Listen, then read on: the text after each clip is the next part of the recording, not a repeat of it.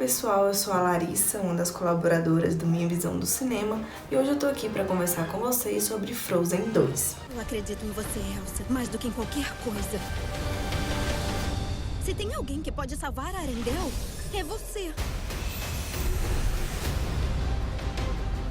E depois de 6 anos de espera, a Disney finalmente lançou o tão esperado sucessor do Frozen, que foi um sucesso na época. E sim, fazem 6 anos que Frozen foi lançado aqui no Brasil e no mundo todo. Parece que foi ontem que a gente estava escutando Let It Go pela primeira vez, mas já fazem 6 anos. E eu lembro que quando a Disney anunciou a sequência do Frozen, muita gente ficou se perguntando se funcionaria, porque a história do primeiro já é tão fechada, já é tão boa, tão original para um roteiro Disney, digamos assim. Já é tão original, já é tão boa, e ela fechou ali muito bem o arco da Elsa e da Anna, então muita gente ficou se perguntando se funcionaria. E eu posso dizer que funciona, e funciona muito bem. Ele pode até parecer meio desnecessário, mas depois que você assiste, você entende a importância dessa animação, entende a importância de dar continuidade a essa história tão original, tão cheia de misticidades que a Disney criou.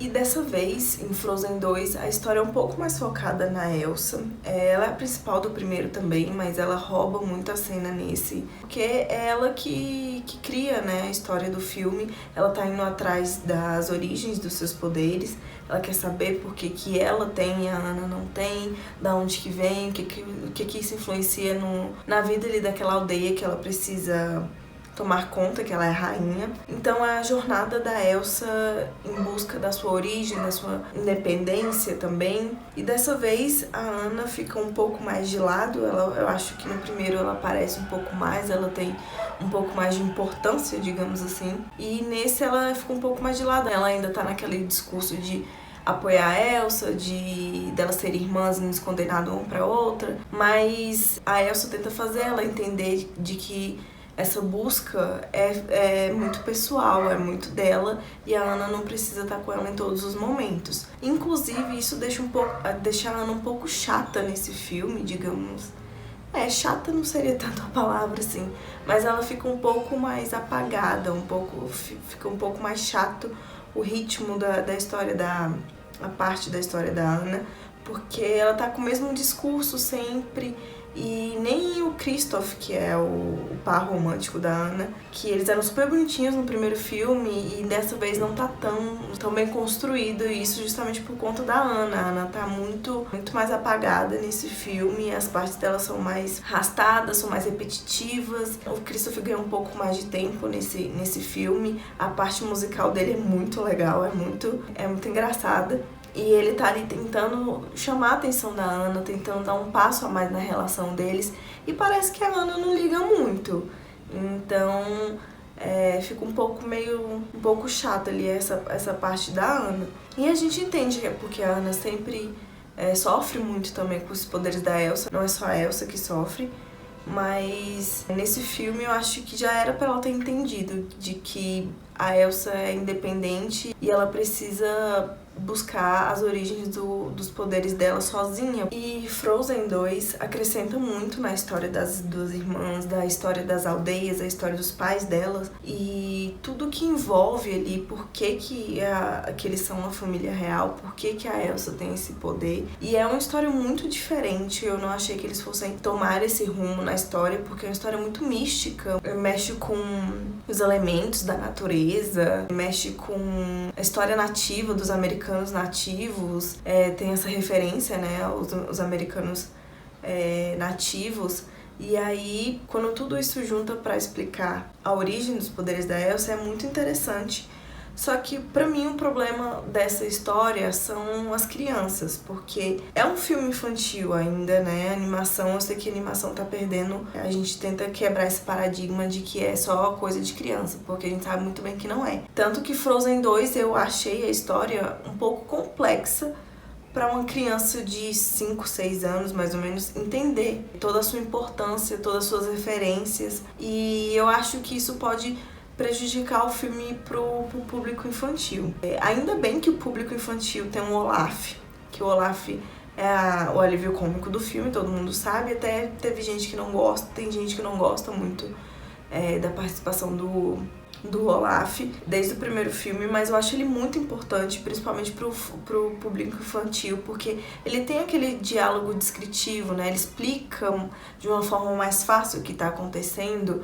Ele é muito engraçado, ele tem uma cena fantástica, muito, muito engraçada nesse filme. E eu não acho que ele tira o mérito do Frozen, eu acho que o Frozen consegue manter a sua história mística, manter a sua história relevante, interessante sobre empoderamento feminino, sobre independência, sobre buscar suas origens. E mesmo tendo o Olaf ali, porque o Olaf precisa explicar, o Olaf, ele tem muito disso, de explicar pra criança o que tá acontecendo. E isso é muito importante, porque se não fosse ele, eu acho que a maioria das crianças iriam achar um porre. Frozen 2, porque tem muita história, porque tem muita coisa mística. Então, ele é muito um personagem muito importante e continua mantendo a sua essência de ser dramático, de ser muito engraçado, de ser meio avoado às vezes. E eu acho ele que ele manteve esse personagem relevante na sequência de Frozen. Outra coisa que é muito famosa em Frozen é a trilha sonora. Quem nunca escutou Let It Go vive debaixo de uma pedra, porque não tem como você nunca ter escutado essa música, seja na versão em inglês, seja na versão em português. A aposta da vez para meio que substituir Let It Go é Into the Unknown, meio parecido, né, a sonoridade das duas, mas que em português ficou Minha Intuição. Mas eu acho que a música funciona muito bem em inglês, mas eu acho que em português ela não vai funcionar tanto. No meio do filme é meio difícil entender o que a Elsa tá cantando na versão em português, e ela é muito longa também. Então eu acho que em português ela não vai funcionar tanto, então não consigo mensurar o sucesso que ela vai ser. Mas até o momento não estourou, né? Until the Unknown ainda não ficou tão conhecida, mas eu acho uma boa música. Frozen sempre tem uma trilha sonora impecável, justamente porque é um musical também, então sempre precisa ter as letras das músicas ali encaixada no diálogo, encaixada na história. Pra mim, uma das melhores é a do Kristoff. Eu acho fantástica a criação da cena junto com a música, eu achei muito boa. E falando da animação em si, a computadorização, a criação da animação independente da história, a gente não tem o que falar, porque é a Disney tem os recursos e a Disney tem os profissionais para fazer um serviço incrível, então ela sempre faz um serviço incrível. E dessa vez não foi diferente. Frozen 2 é perfeitamente feito. Você vê ali todos os detalhes, você vê ali a preocupação de criar cada folhinha ali da árvore, a preocupação de criar cada fio de cabelo da Elsa. Quando ela solta o cabelo, você consegue ver o frizz assim no cabelo dela. É uma coisa surreal, mas é uma coisa que a gente já espera da Disney, é uma coisa que a gente espera que o estúdio entregue. Então não tem nem o que dizer da animação, das cores, da criação das roupas. As roupas novas pra mim, vão ser tão icônicas quanto as do primeiro. Então, não tem o que dizer, apenas parabéns, fizeram um ótimo trabalho, porém não fizeram mais do que obrigação.